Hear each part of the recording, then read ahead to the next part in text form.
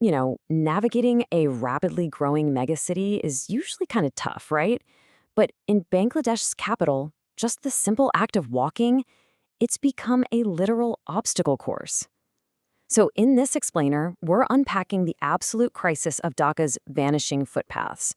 We'll look at exactly why walking has gotten so incredibly treacherous, the hidden forces that are keeping these streets totally blocked, and what it's actually going to take to reclaim the pedestrian right of way. Okay, let's dive straight into this. A recent photo of the Farmgate area perfectly captures the sheer frustration of literally millions of people. We're talking about a completely clogged walkway that's just swallowed entirely by makeshift stalls. And the thing is, Farmgate isn't some weird anomaly. It's highly representative of footpaths all over the capital.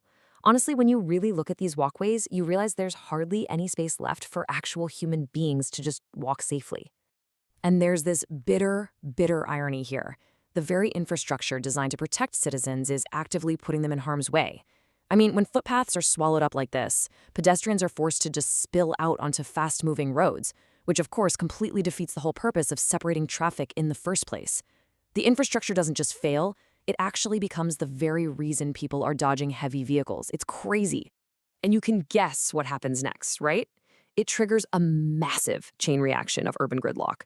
Basically, makeshift stalls consume the walkways, pedestrians are pushed out into the streets, and then vehicular movement just hits a brick wall. And to make matters even worse, vendors aren't just staying on the edges anymore. They're actively encroaching right onto the streets at major traffic roundabouts.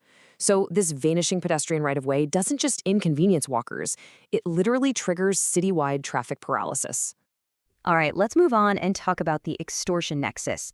So why on earth does this keep happening? Well, we have to look at the hidden mechanics.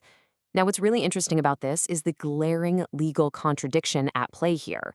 Municipal public space explicitly meant for the safe movement of everyday citizens, is being occupied by illegal private stalls for round-the-clock personal profit. It's pretty much a universal rule of urban governance that public property simply cannot be hijacked by private establishments. And yet, somehow, these illegal installations have run totally undisturbed for years. Let's see exactly how this builds into a highly organized, corrupt system. Just notice the chain of events here. Step 1. Local hoodlums forcefully claim municipal space. Step 2. They turn right around and extort vulnerable hawkers just for the right to use it. And step 3. Corrupt officials actively turn a blind eye to the whole thing. It's wild. This structured extortion ring operates right out in the open, and it remains one of the single biggest impediments preventing Dhaka from ever becoming a pedestrian-friendly city. Which brings us to a really tough part of the conversation, the hawker dilemma. To truly understand this issue, we've got to look below the surface at the human element trapped inside this corrupt system. Thousands. I want you to just sit with that stark number for a second. We aren't talking about a few dozen illegal businesses here. We're talking about thousands of hawkers.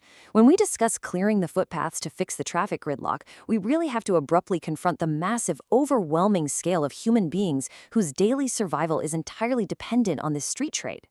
For thousands of people, a simple wooden cart is literally their lone source of income. Can you imagine paying extortion fees every single day just for the right to earn a basic survival wage? They're the ones being bled dry by hoodlums and corrupt officials. So while the need to clear the footpaths is absolutely crucial for the city, we have to recognize that simply bulldozing these stalls overnight instantly destroys vulnerable families. It's a real dilemma. So let's talk about finding a fair solution. This brings us to the ultimate mandate. How do we resolve both the pedestrian crisis and the hawker dilemma at the exact same time? Because history shows us that simply moving people around is pretty futile. Past attempts at rehabilitation have crashed into two massive roadblocks. Either spaces were choked by mismanagement, or they were locked behind the gates of nepotism. The government absolutely has vital lessons to learn from these exact bureaucratic mistakes if they want a real, lasting solution today. So, the crucial point is this. The government absolutely must step in. They have to break the extortion nexus once and for all. They must reclaim the footpaths. But crucially, and I mean this is the most important part, they must relocate these traders to legitimate spaces where their businesses can legally survive. This isn't going to be easy. It requires careful planning, strict oversight, and absolutely zero tolerance for the nepotism of the past.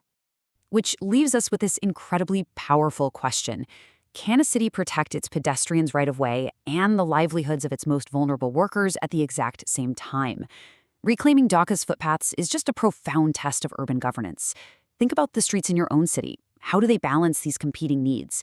Thanks so much for joining me for this explainer today, and as always, keep questioning the world around you.